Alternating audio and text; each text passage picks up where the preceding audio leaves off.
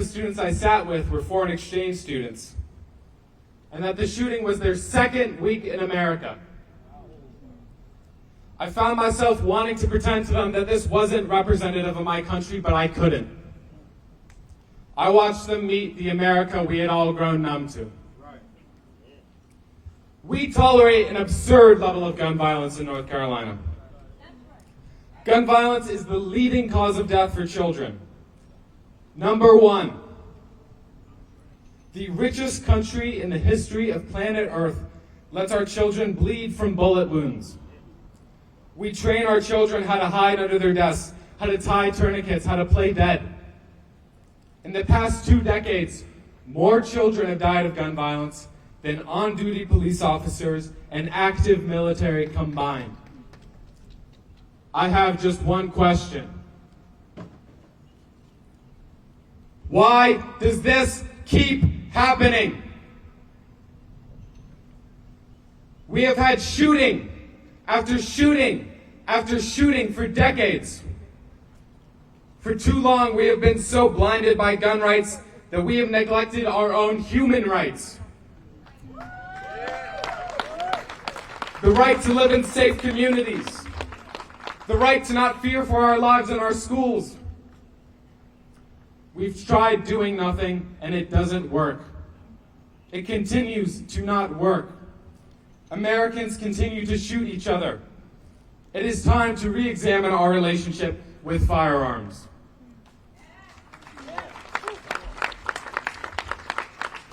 These are not wares that should be casually sold in a store.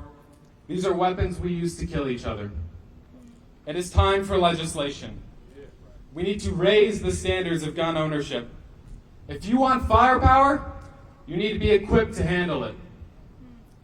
Why is it that someone with suicidal thoughts can walk into a gun store and purchase a firearm immediately? Why is it that any random person can purchase high-capacity magazines and military-grade weaponry? Why is it that to buy a gun, there is less training involved than a young person has to go through to get their driver's license? Everyone agrees that those with a criminal history should not have access to firearms. So why shouldn't we actually check if criminals are buying guns with a universal background check? And let's add domestic abusers to the list of people who do not deserve firearms. If you beat your spouse and children, you should lose the privilege of owning a firearm. If you are posting threats online to shoot up a school, if you are openly suicidal, there should be mechanisms in place to stop you from hurting yourself or others. We need red flag laws. They're not optional. They are necessary. And let's address mental health. After every shooting, I hear people say that mental health is the root issue. Okay, then how about we fund it? If you think mental health is the issue, then let's do something about it. Our legislators could double mental health funding tomorrow. Don't blame mental health if you're not willing to be part of the solution. These ideas are not radical. America is. No other wealthy country in the world experiences this level of gun violence. I cannot be convinced that this is an unsolvable problem when no one else has this problem. We're not naive for thinking that America can reframe the way we look at guns. The idea that America is too entrenched in its ways to ever change is deeply wrong. America has changed constantly from its inception, and our cultural growth is the deepest core ideal of America. Our country was once a country of slavery, where women couldn't vote, where gay people couldn't get married. Our country in its entire existence has never stopped changing. It is not naive to imagine an envisioned and changed America. It is inevitable.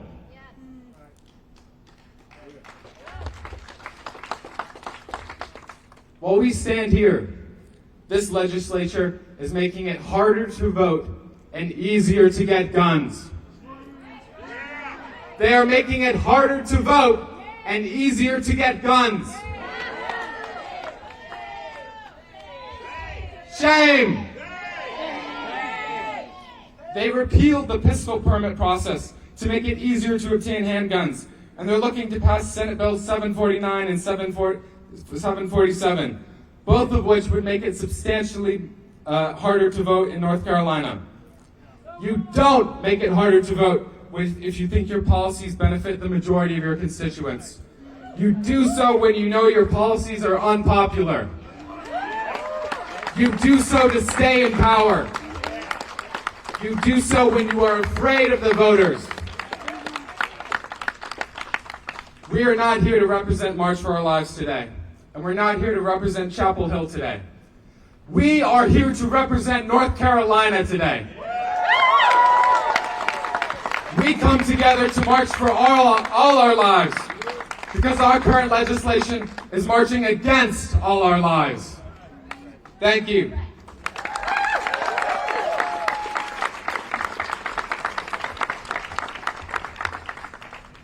Students in our schools are terrified. Families in our neighborhoods are terrified. People in our communities just trying to live are terrified. Terrified of the gun violence which wounds us all. Terrified of the violence of climate destruction. Terrified of the violent subjugation of labor exploitation. Terrified of the continued violence of racism, of poverty, of voter suppression. Terrified of the continued violence against women. Terrified of our descent into chaos. But it is exactly this terror which has been used against us.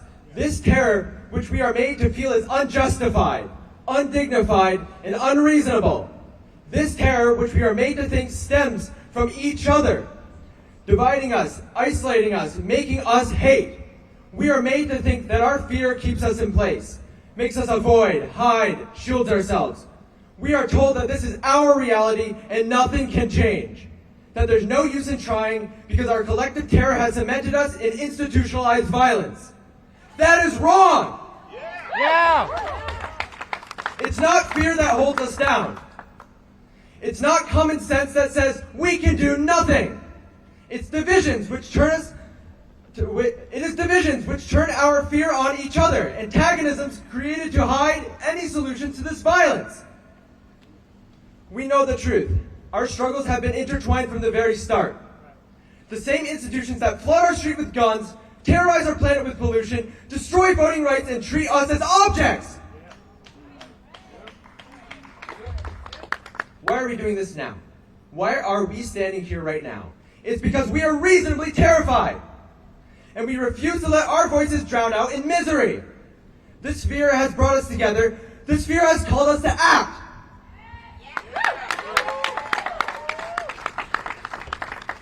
We're told to shut up, but we will be loud. We are told violence is inevitable, but we know that it's a lie. We are told to be reasonable, but we will demand the unthinkable. We must confess that we have not been as active as we should be. Far too many students, far too many people have not shown up. This ends now. We take to the streets. We are going to unite together. We are going to vote, protest, and reshape the foundation of our country. Today is just one day in the long struggle for justice. We stand united against violence.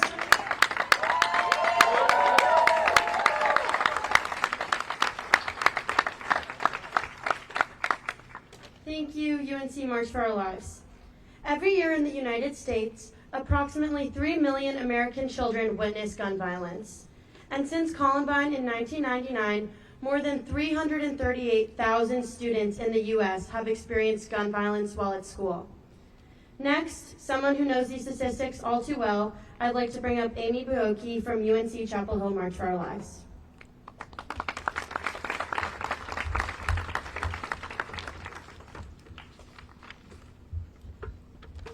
"11:57 p.m.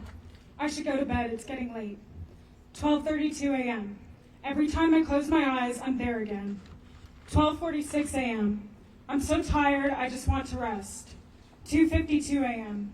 Cold sweats, shaking hands, tears, small whimpers. It's August 2019 again. I'm 14, the shots are ringing out, I'm running, watching moms with children wailing, scared for their lives. My face is wet, but I don't know why. I don't want to die this way. Please, God, are you there? I'm sorry I haven't been praying as much as my parents tell me to. Is this my punishment? Am I going to die today? Is my friend going to die? There's children here. Please, God, don't let me get shot. Don't let the children get hurt. I promise I'm faithful. I'm scared. Mommy, Daddy, I'm sorry. There's children here. I'm trying to leave. My friend is sobbing. She's falling on the floor. I'm scared. I need to get out. Please. I'm dragging my friend up. I see a red sign, Hampton Inn. I'm running again. It's getting closer. My feet hurt. My lungs are burning. My shirt is soaked in sweat and tears. Dad. We made it to a hotel lobby. They're laughing about the fair. They're saying it was fireworks and everyone was just being dramatic. Please come pick me up. Dad, I don't think I want to go to a fair again. Someone could have died and I would have been standing right there watching it happen. It could have been me. Am I expected to go to school and work like nothing happened? Pretend like my world wasn't just blasted before my eyes? Mom, Dad, they found the shell casings. It wasn't fireworks. Someone was shooting. At least no one died. 2:57 a.m. My bed is wet with sweat.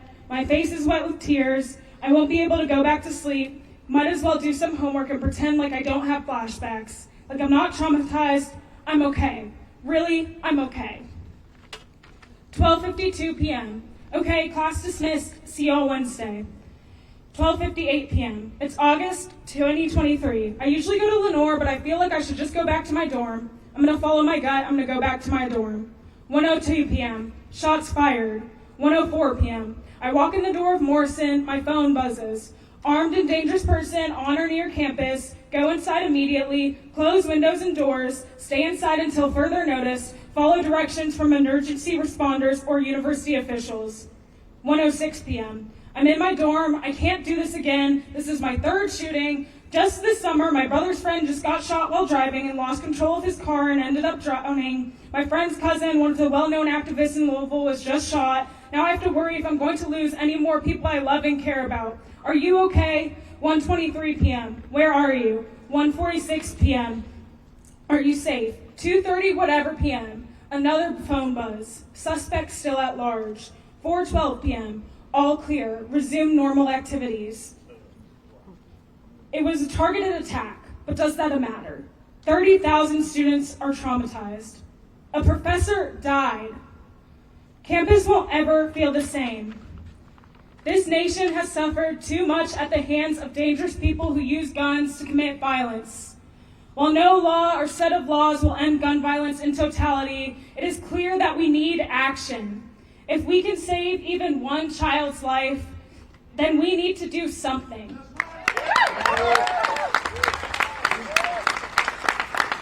When I hear loud pops, I shudder.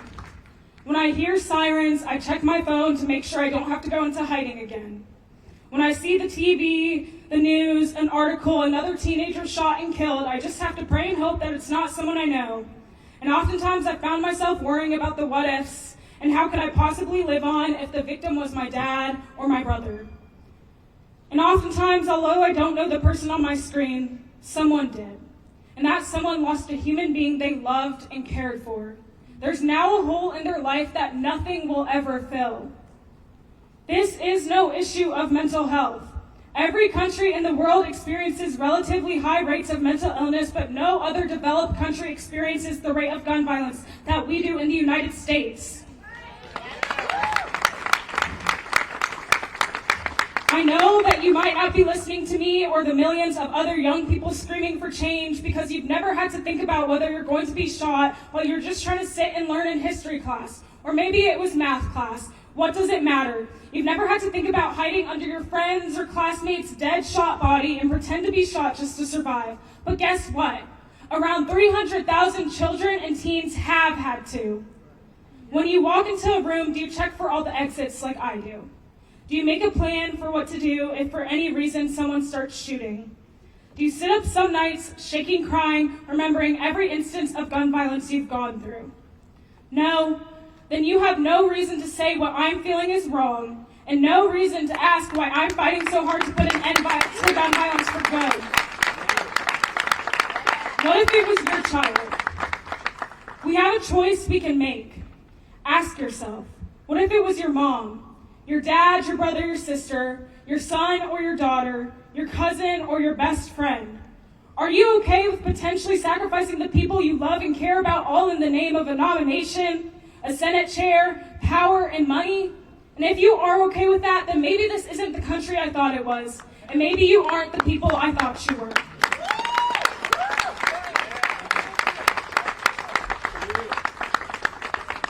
Thank you, Amy.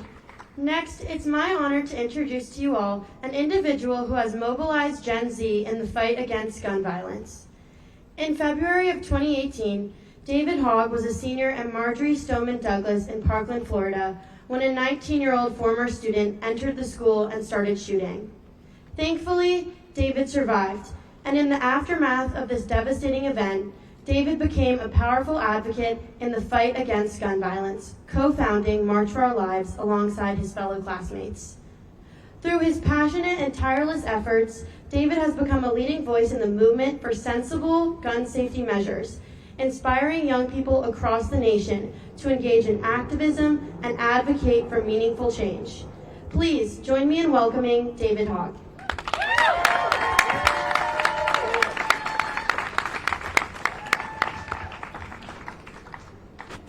Sorry, it's hot out here today.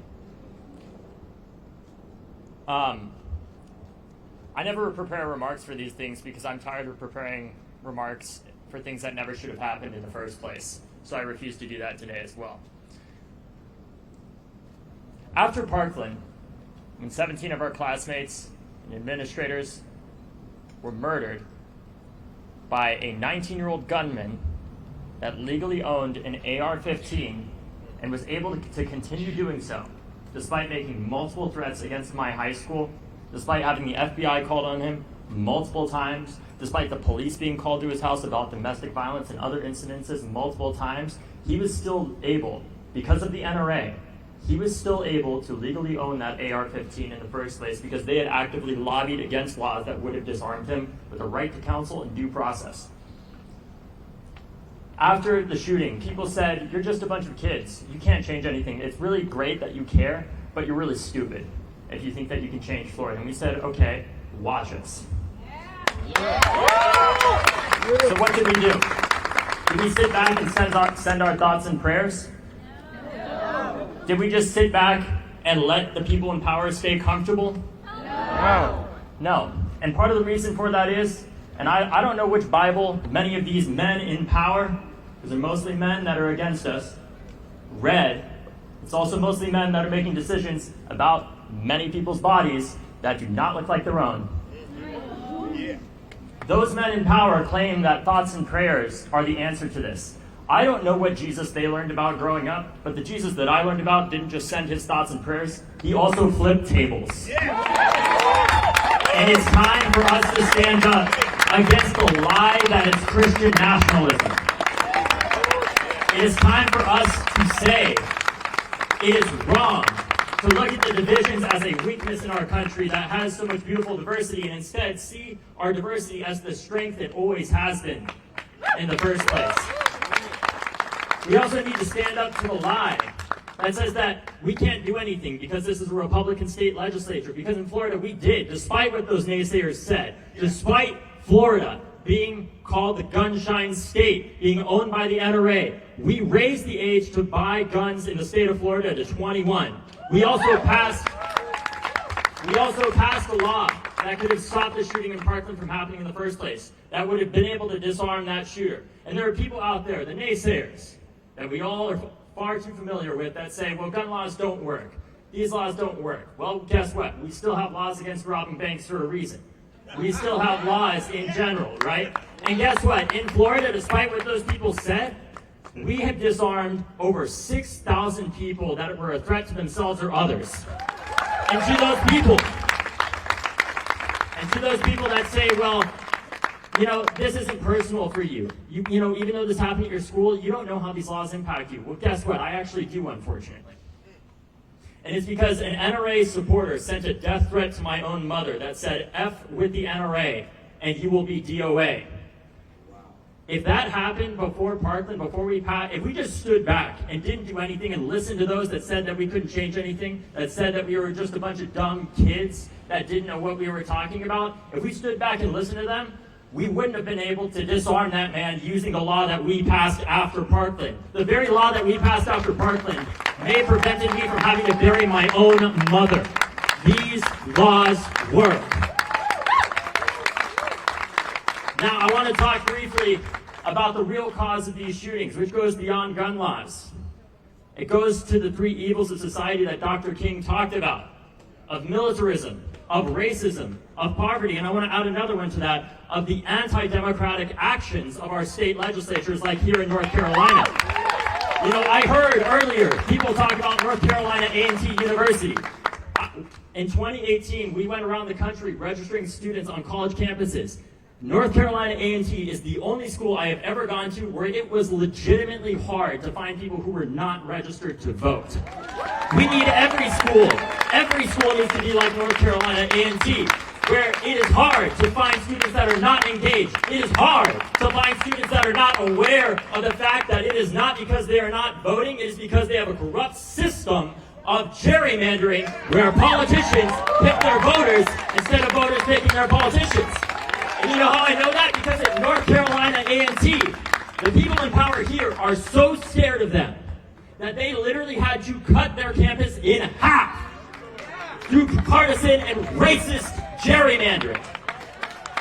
The challenge that our generation faces is, what are we going to do about that legacy? Because I hate to be so dark here, but the reality is we are going to outlive most of the people on that hill. Thank God. The question is, what are we going to do about that legacy in the first place? And I think some of the young people here today offer us one thing that we need more than anything in this fight, which is hope and a belief in the possible. Because we know the vast majority of people in North Carolina, the vast majority of the American people support stronger gun laws. The reason we're not able to pass gun laws is not because they don't have public support. It's because the public is not supported by their own state legislature that needs to gerrymander them out of power. We need to stand up. Every young person in North Carolina likely grew up hearing the same thing that I did, and pretty much everybody up here grew up learning alongside their ABCs. The mantra of how to survive a school shooter, of run, hide, fight. Raise your hand if you heard that growing up in your schools. These politicians want our kids, our friends and family, to be on the front lines of this issue instead of having the courage to stand up to the gun industry, to the NRA, and say responsible gun ownership and strong gun laws are not antithetical to each other. They are essential to protect one another in the first place. We need to reverse the meaning of run, hide, fight. We need to start running for office for state legislature. We need to show that we are not just staying on the outside of politics, that we are getting involved now.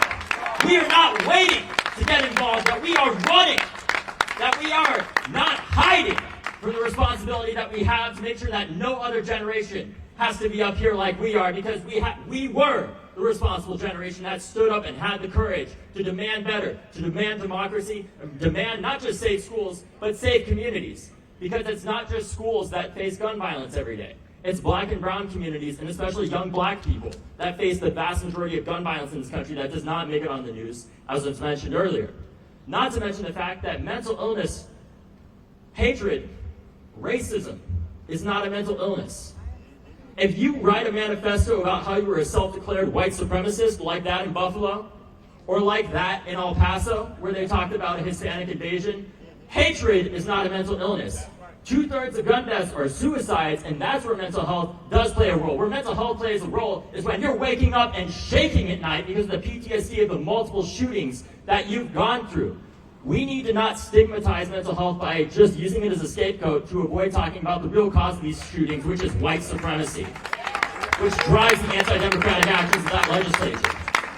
Lastly, we need to start fighting for a future where these conferences, where these rallies aren't necessary anymore, because we actually have a democracy where the vast majority will of the people is heard and guaranteed by that legislature and not an obstacle to it in the first place. But the only way we're going to do that is if we stand up and we start running as soon as possible. So my number one takeaway that I would have every young person that listens to this is don't wait until this happens to you. Don't wait until there's a shooting in your community or at your school. Start voting as soon as you can. Make a plan and vote in every single election. Run for office. Be the change that you want to see, because it's not going to come from up there. It's going to come from right here. So get out there and be that change. Because it's not me, it's all of us. So let's do this.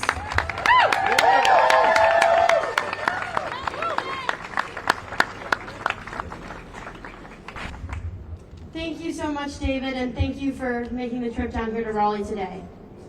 Next, it's my pleasure to welcome to the podium House Democratic Whip from District 30, Representative Marsha Morey.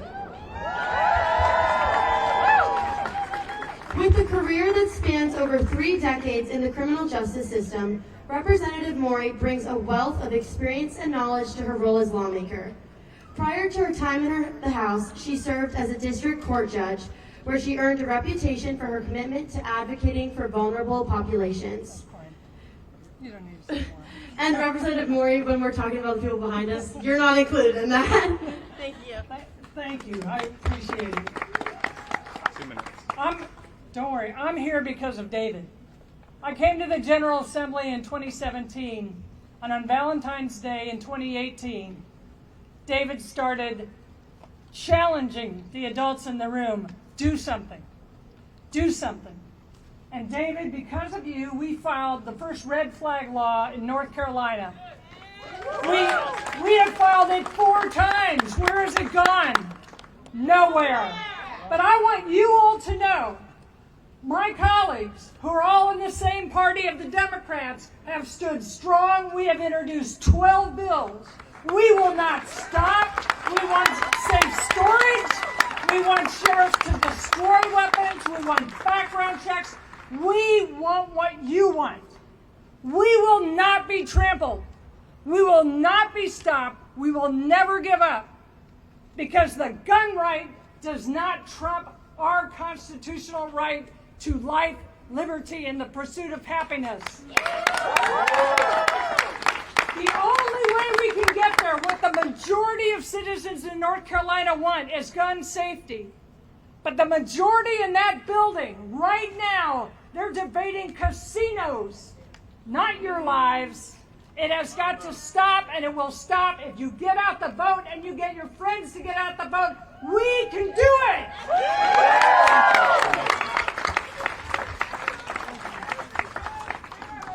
Thank you so much, Representative. Next, it's my pleasure to introduce you all to a woman making history in North Carolina. Durham County Commissioner Nita Alam is the first Muslim woman ever elected to public office in North Carolina. As County Commissioner, she works to raise wages, help low-income families, and obtain reproductive justice for all. Please join me in welcoming to the podium Durham County Commissioner Nita Alam.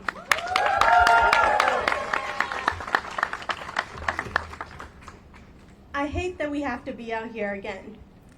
I hate that our students, that our kids should be enjoying their time in their youth, but instead are out here having to march for their lives. It's not fair. And I look at everyone who's here today, and I look at the students behind me, and my heart breaks. My heart breaks for your parents. My heart breaks for you. As a new mom of a 1-year-old, it breaks because I look at you guys knowing that you have to go into school in fear. Your parents send you into school to learn, to have brighter futures, but every single day you're wondering if you're going to be the next statistic. And that's not fair that our legislators continue to let that happen every single day. And I just want to say thank you to each and every one of you. Thank you as a mom, as a new parent, because every day when I look at my 1-year-old, I fear of what it's going to be like for her when she goes to school. And I thank you for fighting for her, because I don't want her to have to be up here fighting and marching like you guys are. And the work that you guys are doing is making sure she doesn't have to. And my heart breaks for your parents who have to go through that every single day, and what they've had to go through a few weeks ago when there was a shooting at Chapel Hill, the fear and the unknown that existed through those hours is just unimaginable for any parent to have to go through that. In February of 2015, I lost my best friend Yusra Abu Salha and her husband Diya Barakat and her younger sister Razan Abu Salha in the Chapel Hill shooting where their neighbor came and murdered them because they were Muslim. The weapon that he used, the gun that he used, is the same type of gun that now the state legislature has made it possible for people to attain without a permit. After he had turned himself in, when police went investigated and searched his apartment, they found what they called an arsenal of weapons, of handguns and AR-15 style combines and ammo that just no individual would need that type of arsenal. And now that the legislature has made it even easier for individuals to be able to stock up and build up this type of arsenal, what logic is there behind this? We've seen time and time again families being torn apart and broken. You know, my community, the Muslim community, being torn apart on that February 10th. That we're never going to get our best friends back. My daughter that I talked about, you know, Yusra and I had talked about when we were planning her wedding, celebrating her wedding just 7 weeks before, we joked about, you know, what our lives were going to be like when we grew up. How we were going to have kids and our kids were going to be best friends and they were going to go to college together like me and her went to college together. And we're never going to have that. We're never going to have that because an individual with a gun came and ended their lives. And their parents are never going to be able to celebrate becoming grandparents of Yusr and Razan and Diya's kids. When are legislators going to look at the lives that have been lost and say enough is enough is enough? We are just asking for you to care about us, to want us to live and be able to thrive and be able to go every single day just with joy of wanting to see the moments of our young kids growing up, wanting to see the moments of our families growing.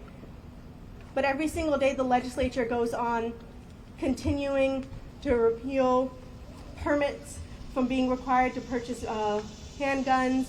Every day they go on without taking action on banning assault rifles. That's a day that they're going on telling us that our lives do not matter. And every day that they go on telling us that they are pro-life, they are lying to us. Because if they were pro-life, they would care about my 1-year-old daughter now that she's out of my stomach. They would care enough to provide her a high-quality education.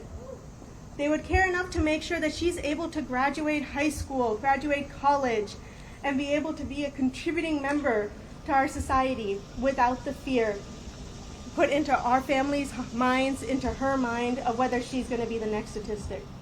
So I just want to thank each of these students once again for fighting for my daughter and for fighting for my family. I just cannot tell you how much it means to me, and I'm sure to all of the young parents I see here with young kids, to have our children, our youth, stepping up to fight for us. Thank you.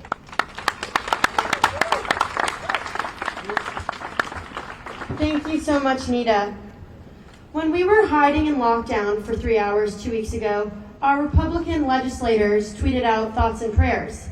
In fact, Representative Chris Humphrey even called our traumatizing instance of gun violence a mental health and woke society issue. We know that's not the case. They're trying to make it harder for us to vote and easier to buy guns. Now, to talk about the importance of making your voice heard through voting is my good friend, President of the UNC Young Democrats, TJ White. I'll keep this brief. We're here today because some actors are not motivated by good intentions for just ends. When they hear about kids being slaughtered in hallways, there's no conviction there. Or when a mother hears that her child has been fatally shot. Or in my case, when students are barricading their classrooms and buildings because of an active shooter being spotted on campus. There's no moral conviction there. These actors are motivated by power, greed, and ego, as injustice is only unbearable until it affects them. So let me be very clear.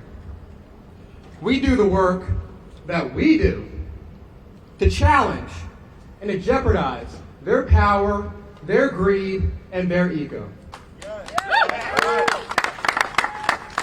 The facts are quite clear. Gun violence is one of the leading causes of death in the United States. For those aged 1 through 18, it is the leading cause of death. Mental health has a role here, and so does interpersonal conflict. But at its core, this is a result of bad public gun policy.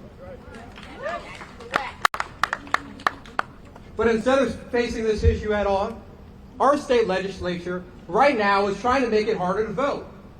Efforts are being made right now to limit the number of early voting sites throughout the state and make it harder at the ballot box. This is a prerogative of our state legislature. And so we can't let up. In line with this event, we'll be back here on Sunday, September 17th, with Justin Jones of the Tennessee 3, NCDT Chair Anderson Clayton, and others led by Dorian Palmer and YDNC. So this is the task at hand. We got to keep on showing up here in their voicemails, in this election, in next election, and in every election until gun violence is no longer a reality in the United States. Thank you very much. Thank you so much, TJ. Next, I would like to welcome to the podium a Chapel Hill native, Mayor Pro Tem of Chapel Hill, Karen Stegman.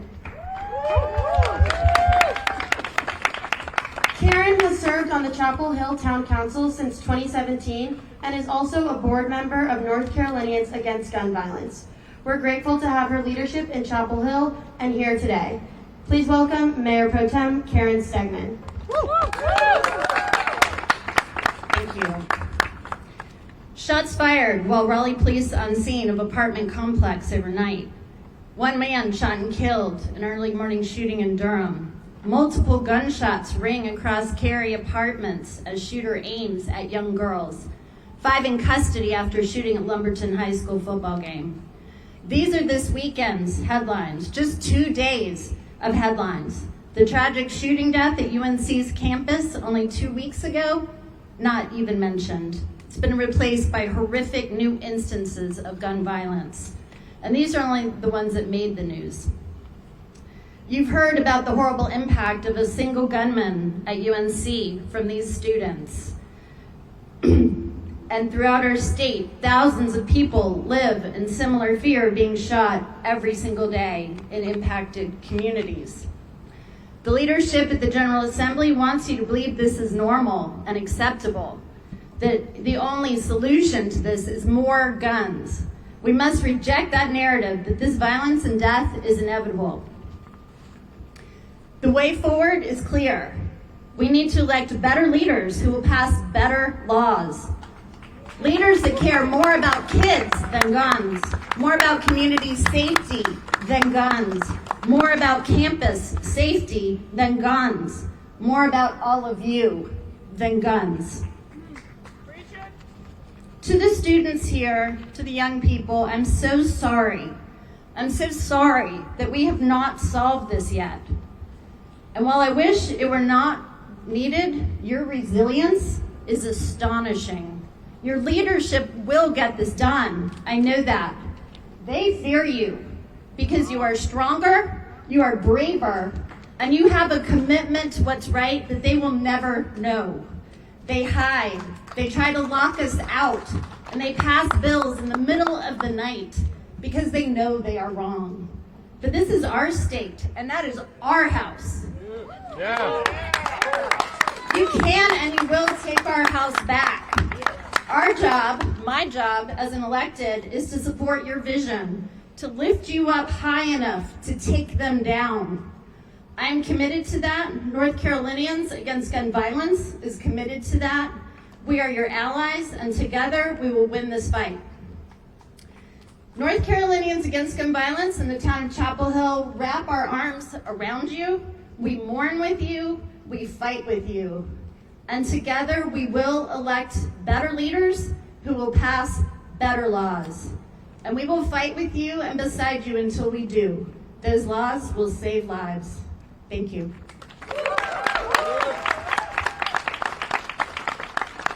Thank you so much. Next, I would like to welcome to the stage a great friend to the UNC Young Dems and to friends of Dems of all ages across the state, first Vice Chair of the North Carolina Democratic Party, Jonah Garson. A practicing attorney, Jonah formerly served as the chair of the Orange County Democratic Party. Jonah? I'll be brief.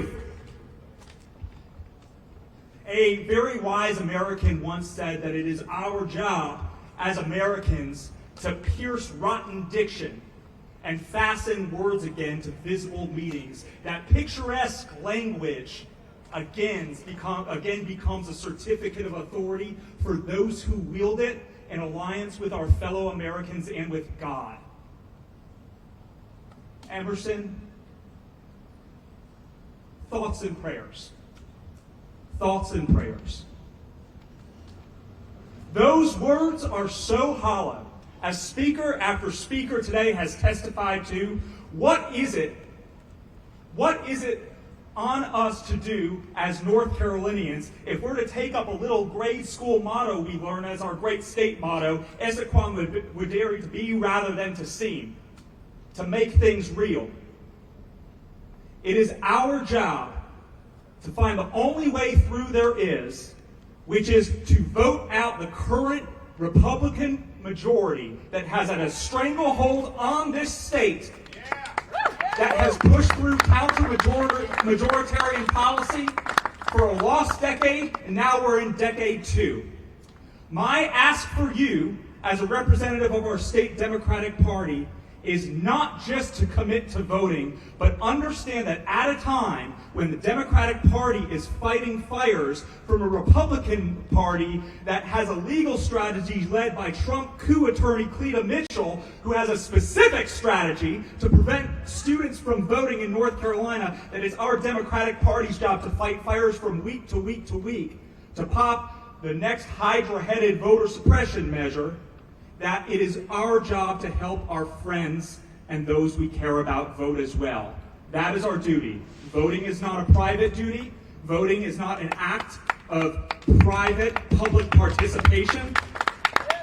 It is our job to lift each other up, to empower ourselves to participate in the life of this democracy. If you have not helped friends make voting plans who don't always vote, then the stern talk is that you aren't doing it right. And so that's all I got. Thank you all for letting the party have a place here today. Thank you so much, Jonah. Now, for another student perspective, I'd like to invite to the stage a UNC Chapel Hill freshman and president of the Carry March for Our Lives chapter, Ashley Jew.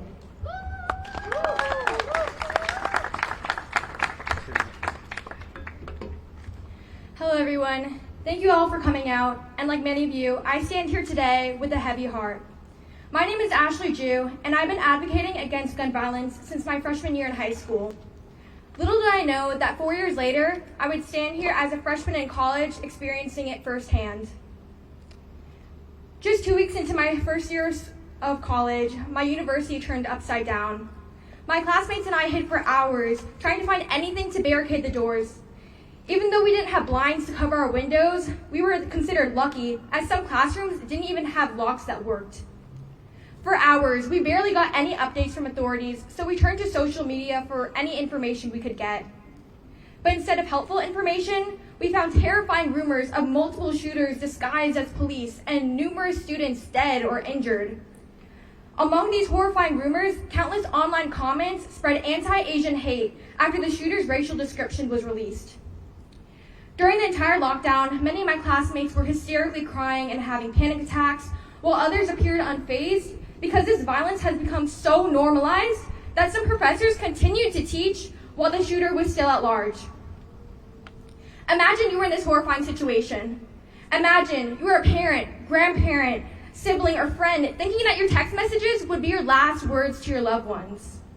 But for many of you, you don't even have to imagine because you've already gone through it. This traumatic school shooting at UNC and the tragic loss of Dr. Yan has solidified a truth we cannot ignore. Change is not a choice, it's a necessity.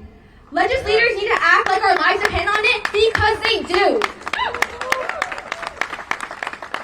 Like many of you, I just became eligible to vote, and I'm here today to protect that right and let my legislators know they are representing us and the countless others who demand common sense gun laws.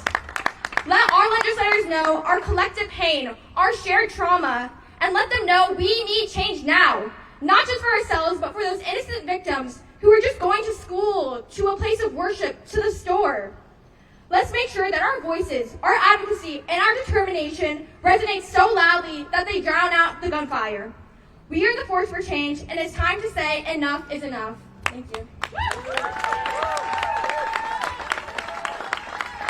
Thank you so much, Ashley, and thank you everyone for staying out with us in the heat today. To wrap up today, I want to introduce 3 more speakers to come speak together. That's Claire Burke from UNC NAACP, Marcus Bass from Advanced Carolina, and Reverend Nelson Johnson from the beloved Community Center in Greensboro. Thank you.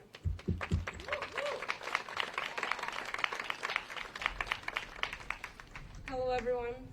My name is Claire Burke, and I'm the Vice President for the UNC Chapel Hill Collegiate Branch of the NAACP, and it's an honor to be able to speak